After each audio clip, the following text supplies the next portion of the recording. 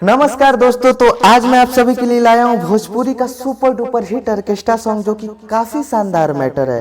तो आपके भाई के चैनल राइटर दीपक ब्याहुत में आप सभी का स्वागत है। अगर आप लोग हमारे चैनल पर अभी न्यू आए हैं तो चैनल को सब्सक्राइब जरूर कर लीजिएगा। तो ज्यादा समय ना लेते हुए मैं बताना चाहता हूँ आप सभी को कि गाना क्या है, गाना का भाव क्या है। तो दोस्तों, ये गाना ऑर्केस्ट्रा में बजने वाला सुपर डुपर हिट मैटर है। और हाँ, अगर आप एक नए कलाकार है तो इस वीडियो को अंत तक जरूर देखिएगा, वीडियो छोड़ के मत जाइएगा।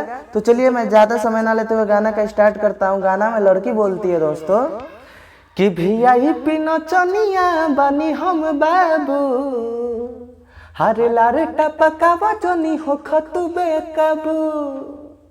वीआईपी नचनिया बनी हम बाबू, हरे लारे टपकावा जनी हो खतुबे काबू। हरे कवना जहत के लइका बारे लागो तारे ते झगरुआ रे, झगरुआ रे, हाँ झगरुआ रे।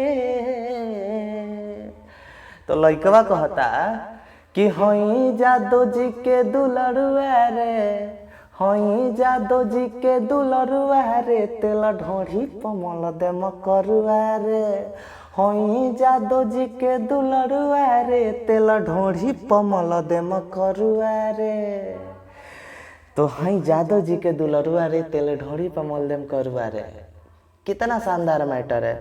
आप लोग जो कास्ट से हो उसमें आप ऐड कर सकते हो। अगर ये गाना हमारे किसी सिंगर भाई को चाहिए तो फटाक से हमारे नंबर पे कॉल कीजिए। हमारा नंबर स्क्रीन पे दिया हुआ है और काफ़ी कम से कम चार्ज में आप सभी को गाना मिल सकता है दोस्तों। तो आप लोग जल्दी से जल्दी कॉल कीजिए। जो भी सिंगर भाई को इस गाना के लिए फ़ोन करना है फटाक से फ़ोन कीजिए, क्योंकि बहुत सारे कॉल्स आते रहते हैं। तो आप में से जो भी पहले फ़ोन करेंगे उनको ये गाना मिल जाएगा।